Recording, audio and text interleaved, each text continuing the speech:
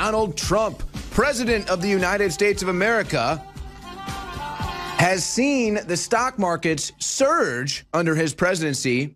So much, in fact, they're all reaching records. Since Donald Trump's election, the Dow is up 32.2%. The NASDAQ is up 31.8%. The S&P 500 is up 23.5%. If the tax cuts get through, that'll even go up further.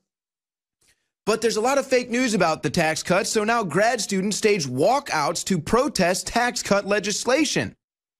This is all insane, so John Bound slices through the fake news to tell you what is going on with Trump's tax plans.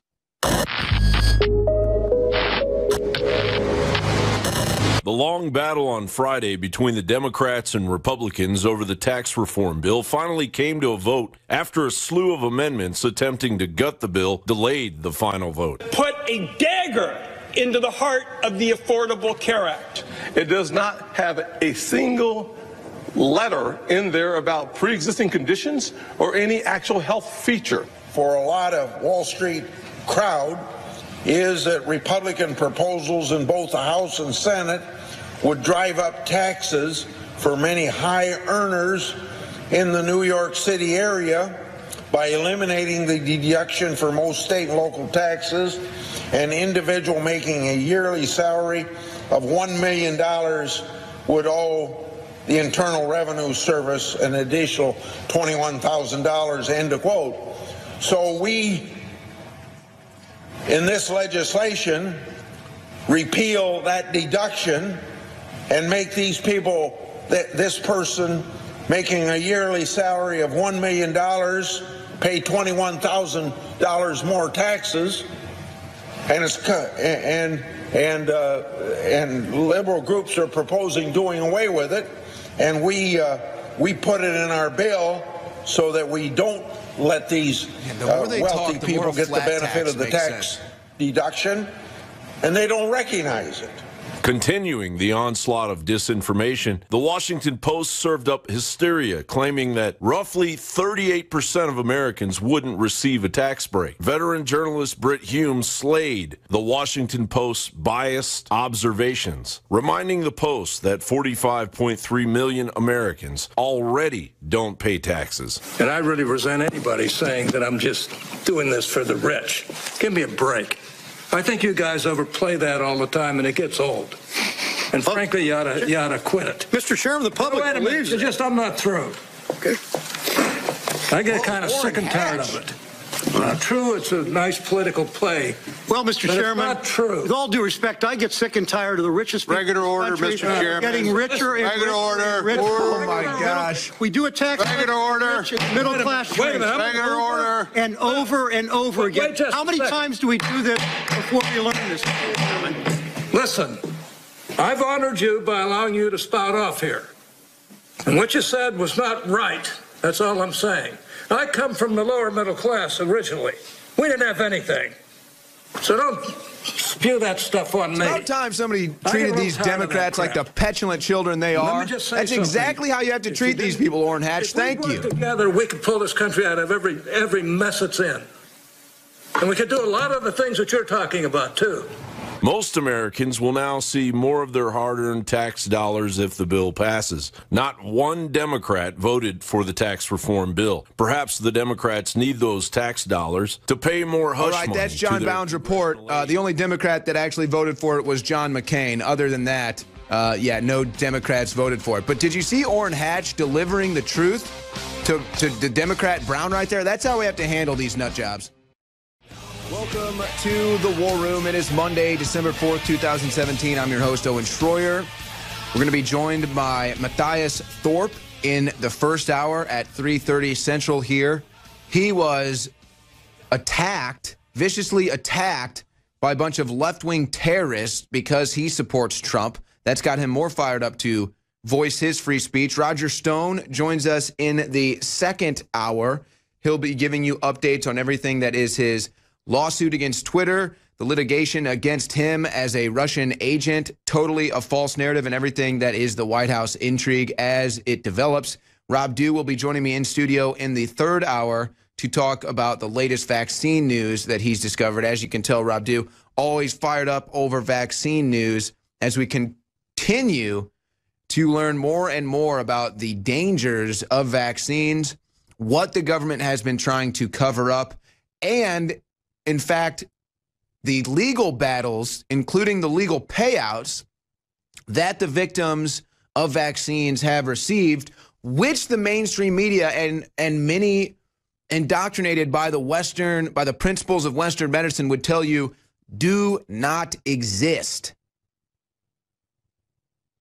And that's how I'm going to start today's broadcast.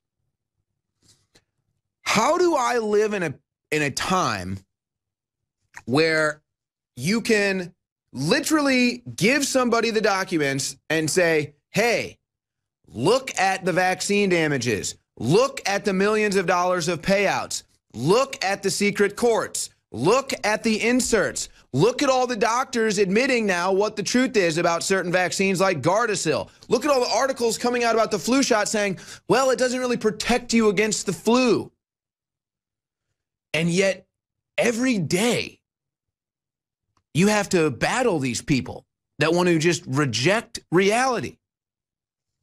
But that's just the beginning. Now, there was this article in Zero Hedge that got published yesterday. Headline reads, hedge fund CIO, you can no longer understand America unless you check Breitbart and INFOWARS daily. And here's what's so true about that. Yes, is it tomorrow's news today?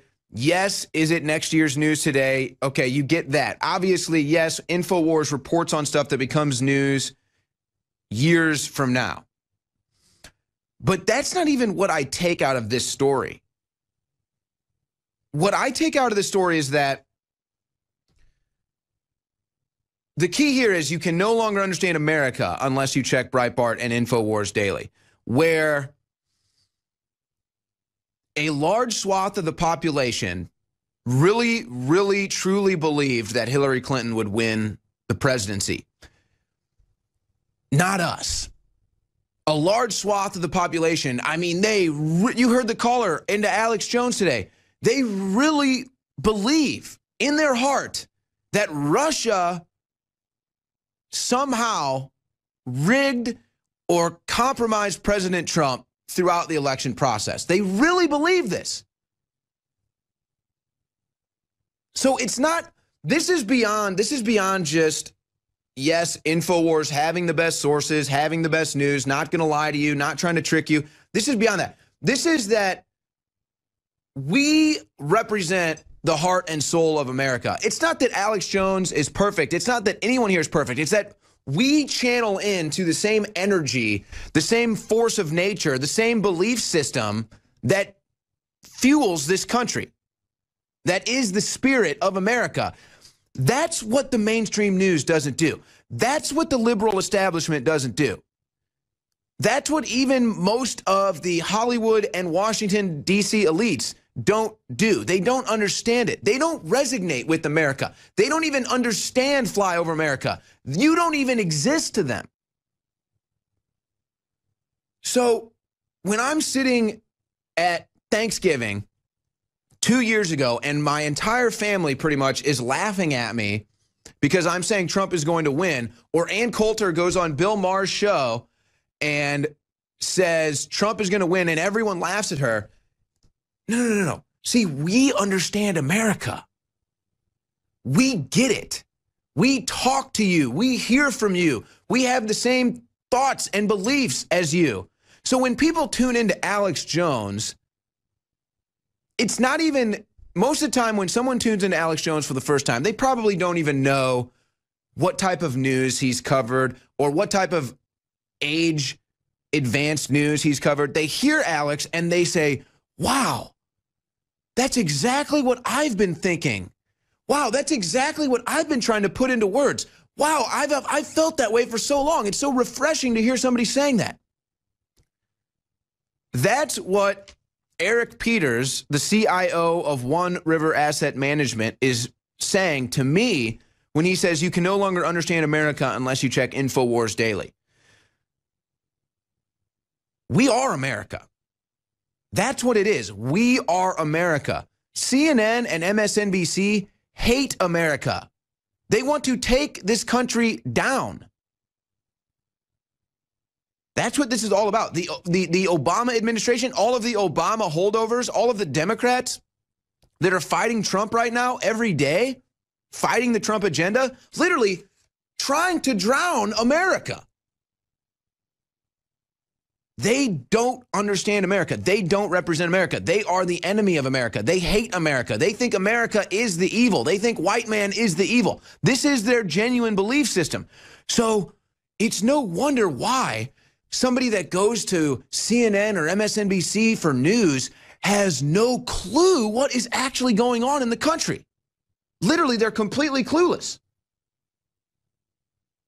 And so you've got the story today. I'm looking forward to my stack of news right now. Time is running out for BuzzFeed Mashable. And you might as well just go ahead and throw on CNN and MSNBC, all the rest of them, NBC with the Matt Lauers and the Brian Williams and the CBS's with the Charlie Roses. It goes on and on. So time is running out for fake news, folks. Why do you think INFOWARS is expanding while BuzzFeed and Mashable are failing miserably in a tailspin, going down like the Hindenburg? Meanwhile, INFOWARS is rising as we're under attack every day, being censored, demonized, and dehumanized by representatives in the government within the YouTube administration. Here we are, still growing, while everyone else is shrinking and failing miserably because, just like they told you, you can no longer understand America unless you check INFOWARS daily. Now, of course, our audience understands America. This is a direct blowback to people who tune in to CNN and MSNBC or whatever it is, and then tune in to INFOWARS and think we're nuts. If you follow those news sources, if you follow liberal media news sources, or let's say you believe in what your liberal professor tells you every day, you have no idea what you're getting yourself into. You're completely clueless. And then that's why when Hillary loses the election, people literally scream at the sky and start crying. In fact, how long is that Joy Behar clip? Can we play that before we go to break? Joy Behar. In fact, let's just roll. Do we have it ready? Here's Joy Behar. This shows you how crazy they are. Joy Behar celebrating fake news, but it goes beyond that. She's actually celebrating, yay, Trump colluded with Russia. So she falls for the fake news, but then she celebrates what would actually be treason. I mean, this is nuts. This is the state of them. Here's Joy Behar. Welcome back to the show. Breaking news. Oh, my God. Breaking news. ABC News' Brian Ross is reporting Michael Flynn promised full cooperation to the Mueller team and is prepared to testify that as a candidate, Donald Trump directed him to make contact with the Russians. Yes!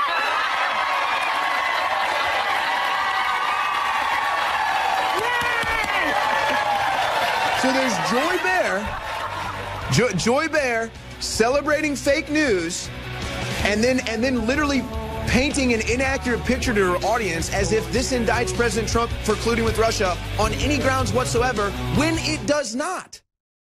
Welcome back to the War Room. I'm your host, Owen Schroyer. We've got stacks of news. In fact, what is this? Oh, we've actually got breaking news here. We've got breaking news here. Excuse me. Upon further research, Christmas is in December! Christmas is in December! Christmas is in December! Yes! Oh, my God. Breaking news. ABC News' Brian Ross is reporting Michael Flynn promised full cooperation to the Mueller team and is prepared to testify that as a candidate, Donald Trump directed him to make contact with the Russians. Yes!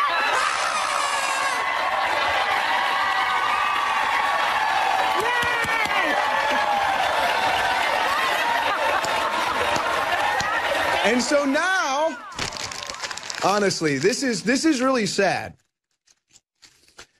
I'm not sure what is more pathetic. Is it Joy Behar Yeah, I know it's Behar. I'm pronouncing her name wrong. Intentionally, I'm going to say it wrong every time.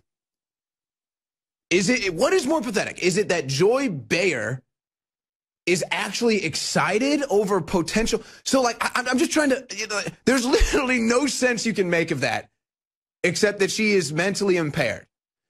But what it is that these people are so indoctrinated into this hatred of Trump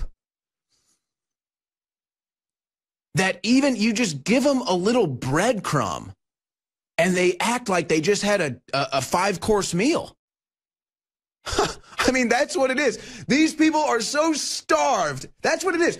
They're so starved for anything against Trump. They're literally like starving to death for, oh, please give us something in the Russian collusion. Please, please. We haven't had anything to eat in years. Just give us something on this Russian collusion. They're like, all right, fine. You know, Trump told Flynn to talk to Russians. They're, yeah, Trump, Russia. Oh. And then they go crazy. It's nothing. It's nothing out of the ordinary. And so now these people are going to be even more upset when they realize that it's still a nothing burger.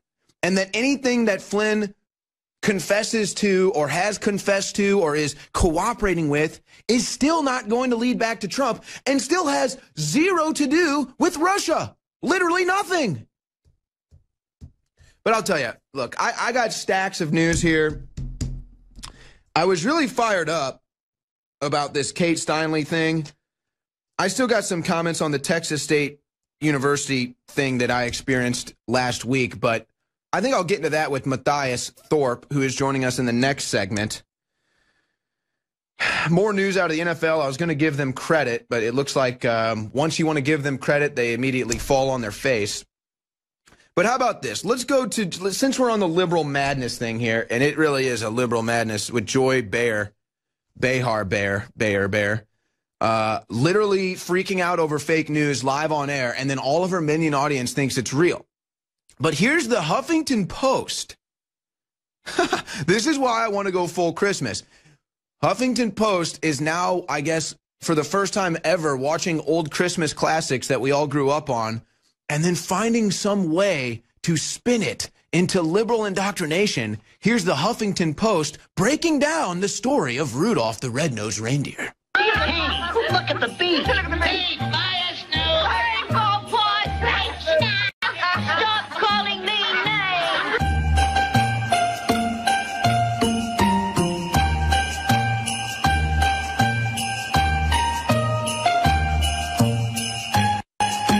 So here's Rudolph. The HuffPost breaking it down. The tale of Rudolph might not be so jolly after all, and sharing their observations online. A yearly reminder that Rudolph the Red-Nosed Reindeer is a parable of racism and homophobia, with Santa as a bigoted individual. Another tweet, Santa's operation is an HR nightmare and in serious need of diversity. Former fans of Rudolph are pointing out that Rudolph's father verbally abuses him. All right, son, try it on. I don't wanna.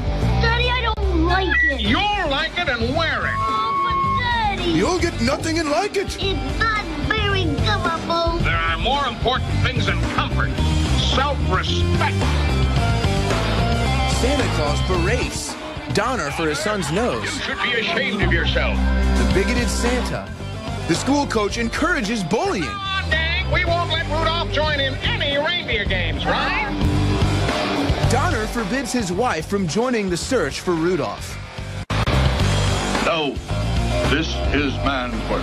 Oh, that's man's work. That's clearly bigoted. How dare it could only be a man's work. One thing I want to make very plain. No doe of mine is going to be seen with a red-nosed reindeer. Even the elf is an outcast while wanting to be a dentist. You'll never fit in.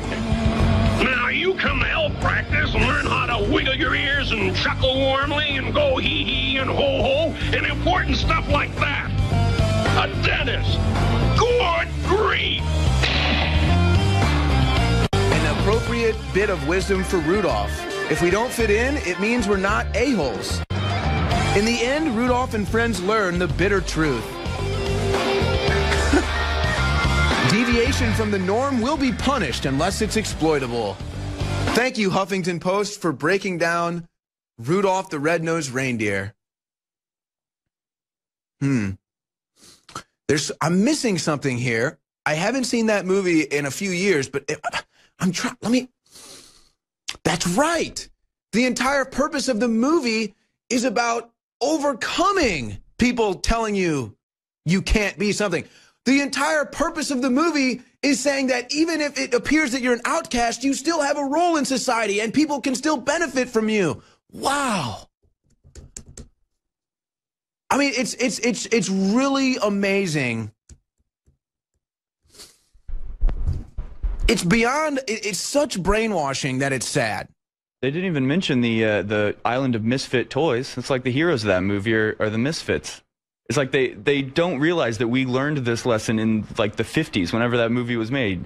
It's like they can't even watch they can't even watch Rudolph and enjoy it, because the entire way down the plot, like the plot development, they're like, "Oh, look at that bigot. Oh, look at that racism. Oh my gosh, that is clearly a message to these people here." When they're presented, it's presented in the movie that these are the bad people. These people who are mean and bad and treat they are the antagonist. Right. It's like they don't get it at all. It's just, let them be crazy. You know what? Merry Christmas. Merry Christmas. Merry Christmas to you. Merry Christmas to you all out there. I like Rudolph the Red-Nosed Reindeer. I like all those classic movies. But I got to tell you, after seeing Huffington Post break that down, I don't know if I can enjoy Christmas movies anymore. What are they going to do next?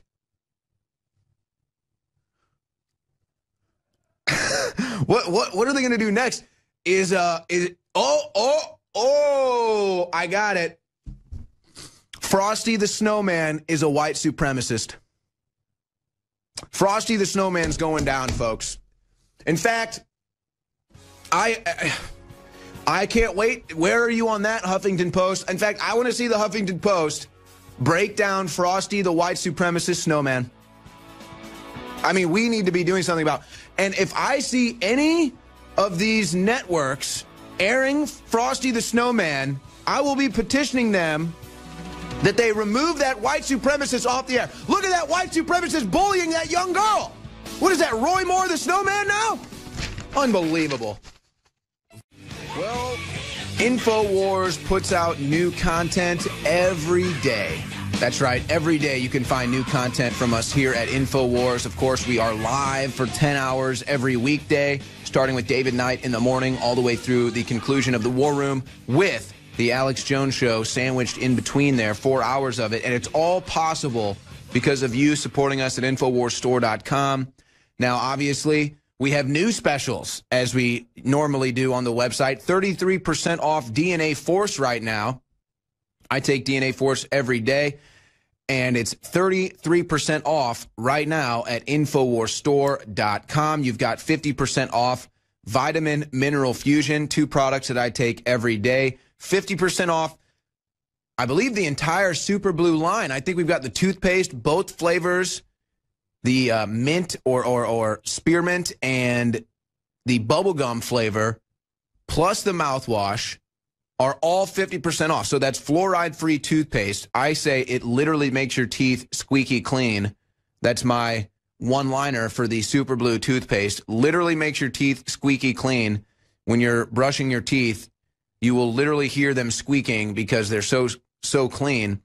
That's an absurd price at InfoWarsStore.com. Load up on Super Blue fluoride-free toothpaste. The Real Red Pill, of course, the newest product to the InfoWars Store line of products, the Real Red Pill. We're finally starting to get some reviews on that.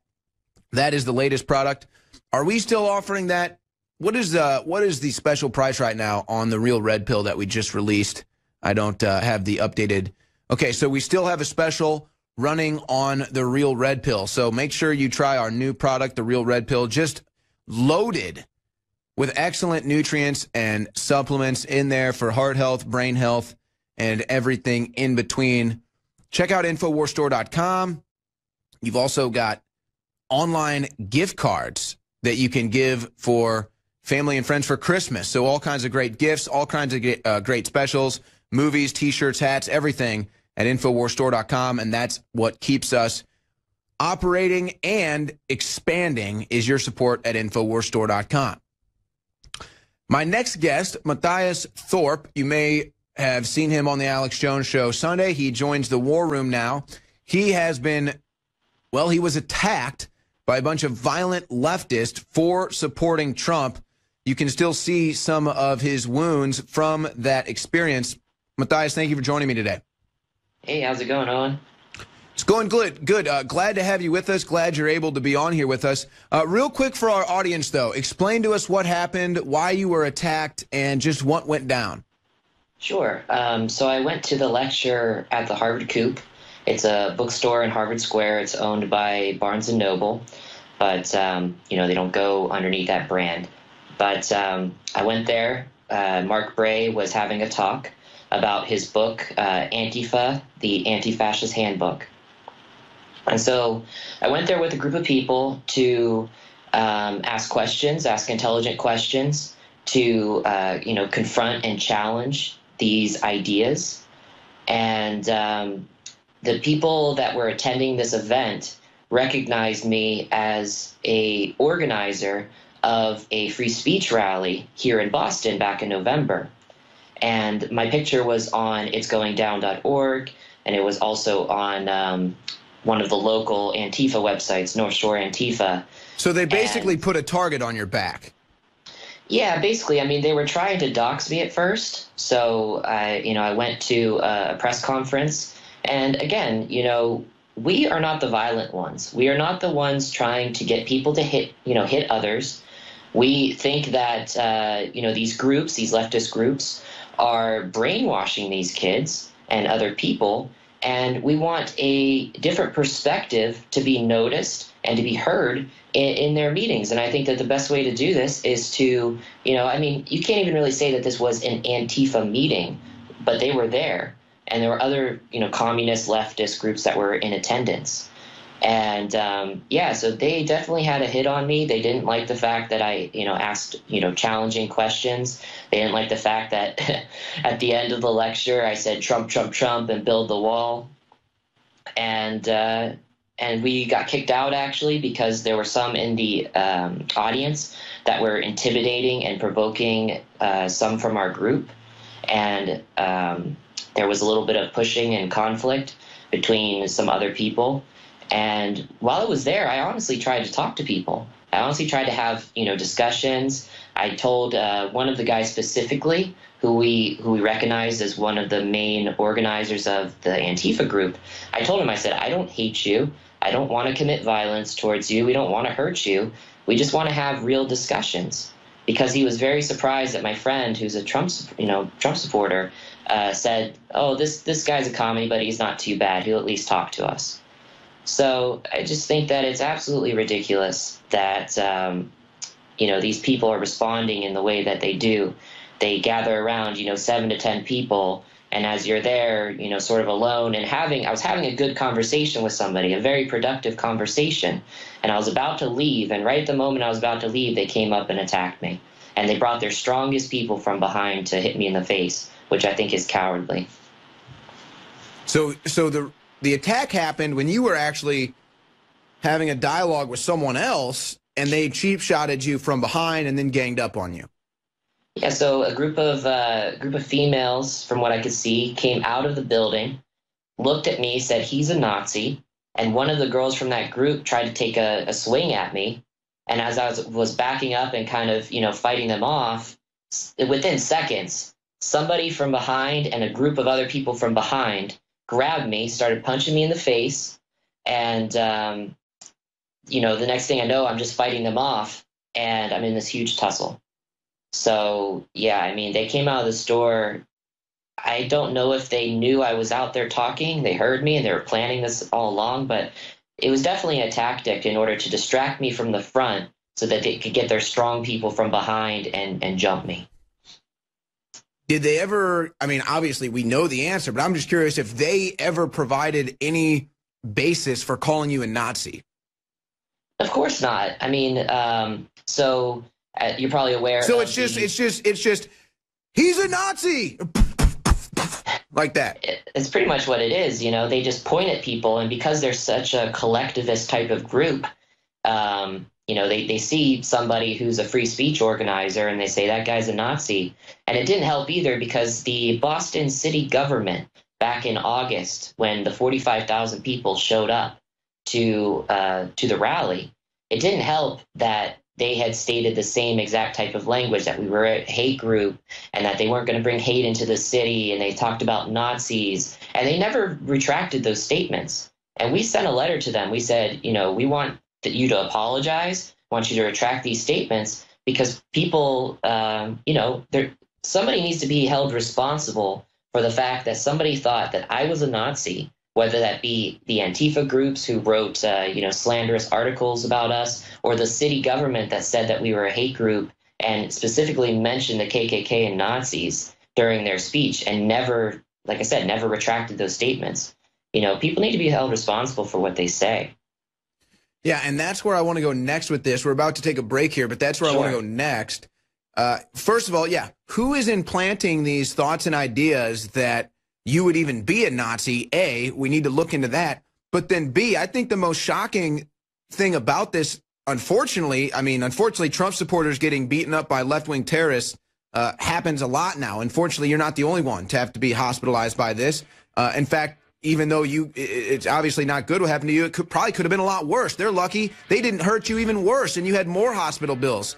So, but there's another angle to this that I'm going to get to on the other side, and that's the fact that it seems to me that your school is uninterested in justice, and they're uninterested in actually finding out who did this to you.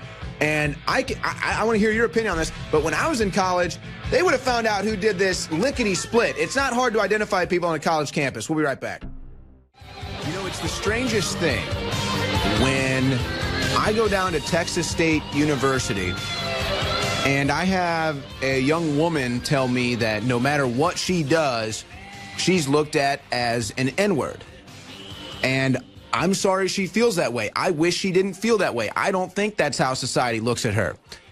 But there's this strange thing that hit home with me really over the weekend as I finally kind of had some time off. And when I get time off, I try to clear my head, which in reverse gives me clarity in some of the things that I had to deal with. And one of them was, I realized while I was down there, and even myself kind of buying into this, not even aware of it at the time, but there's like a victim contest. It's like, who's the bigger victim? It's like I went down there not to play the victim. I just went down there to raise awareness of a story and to point out a double standard.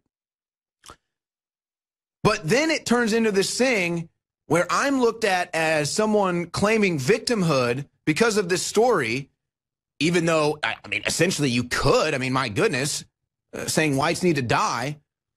But then all of these other people come out and attack me in a victim contest, saying that black people are the biggest victim. When I'm not even trying to have a victim contest. I'm just trying to point out double standards, liberal double standards, and how if we're going to start claiming racism here, racism there, let's look for actual examples. But then Matthias Thorpe goes to a leftist event and actually is a victim of liberal terrorism, actually is a victim of attack while they're screaming at him, Nazi, Nazi, Nazi, and beating him up. I mean, that. So here's an actual victim of political violence, yet he will not be recognized. And it's my understanding, Matthias, that the school is not helping you search for justice. And I'll just start right there. What is Harvard doing right now to ensure that there's justice for your attackers?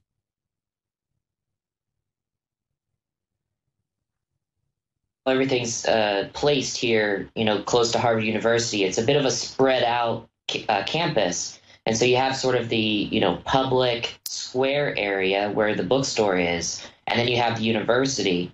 And I just want to be clear, I'm not a student of Harvard University, but I went to this event because it was a public event.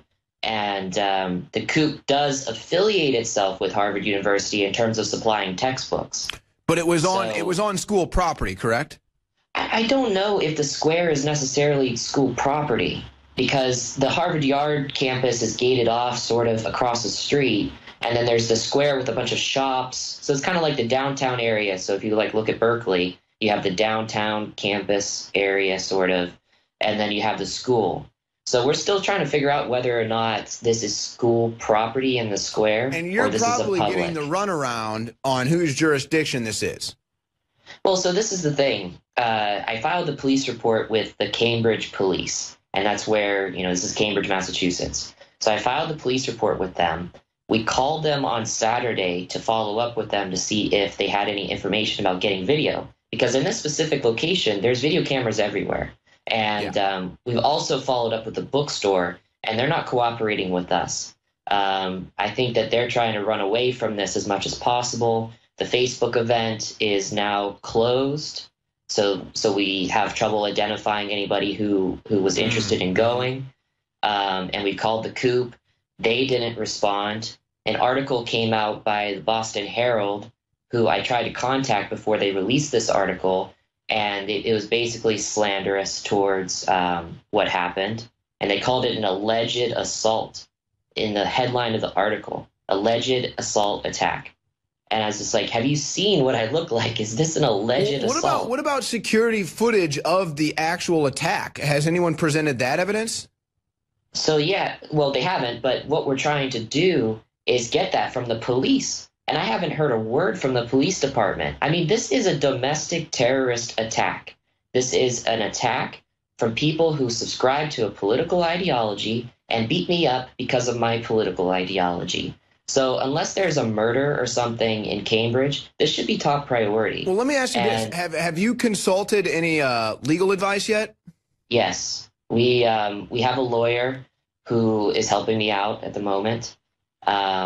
And he's been giving me advice. He's been trying to be proactive on everything that's going on.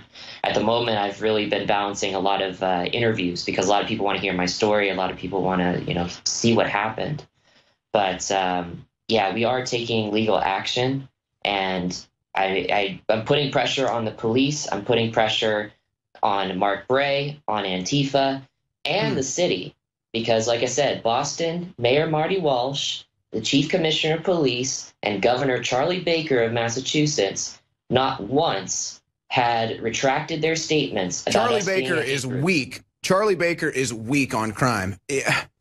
I'm trying to think of what your options here are, because you're not going to get anything from Antifa. You're not going to get anything from Mark Bray. What about, does the Coop, or what's the place called? The Harvard Coop? Am I saying that right? Coop. Yes. Do you believe that the Coop has video footage of the assault? I know that they have video footage of the people who walked out of the store.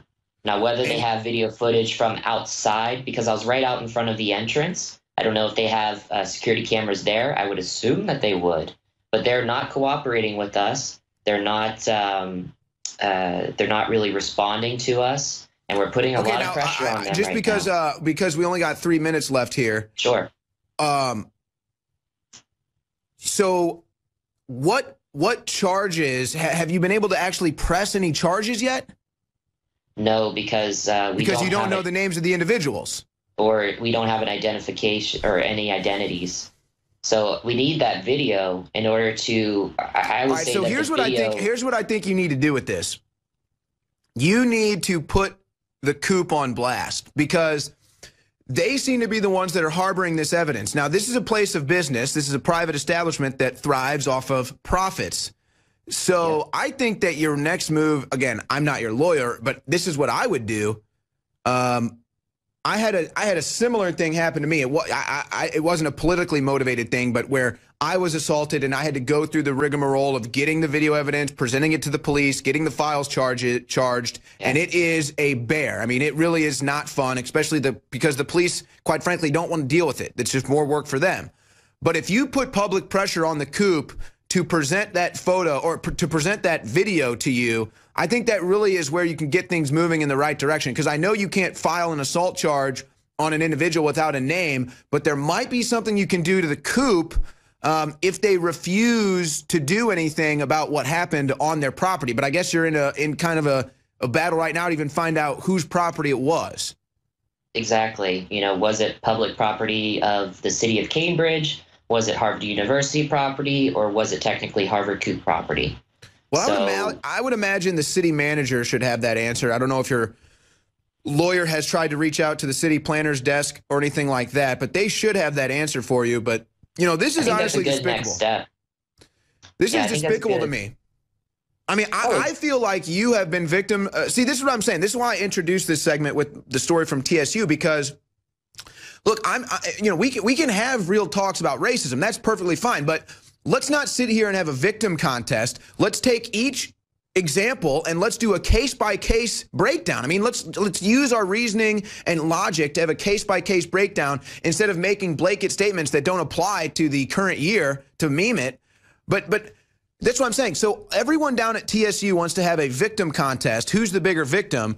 Meanwhile, there's literally dozens of stories this year where people get attacked, actually victimized for wearing a Trump hat or for supporting Trump. And now you're the latest. Exactly. Yeah, no, it's very interesting how they sort of use their own terminology to fight against you. So it's like when you start saying something about how I've been a victim of an attack, or people are, you know, bullying me because of my race or because of my gender, they sort of turn that around and say, oh, well, now you know how it feels like, or, oh, quit whining, you're just a victim. And this is what these ideologies do, you know, this social justice, this third wave feminism. It's all just a big bullying tactic to silence you, to get you to shut up, and to try to make you look bad in front of everyone. Well, now they've literally tried to silence you by beating you. I mean, you know, and I don't see why you can't raise multiple charges here. I don't know what your final, you know, medical examination revealed, whether concussions or anything like that. But, you know, they savagely assaulted you. They attacked you. And now I think that you want to talk about obstruction of justice. How about whoever it is not releasing that video? So I think you got a serious case here. And, you know, please stay in touch with us because we'd like to make sure that justice is done here as well. Thank you so much for joining us today, Matthias Thorpe. Sure, thank you. Once we get the video, we'll definitely send it over.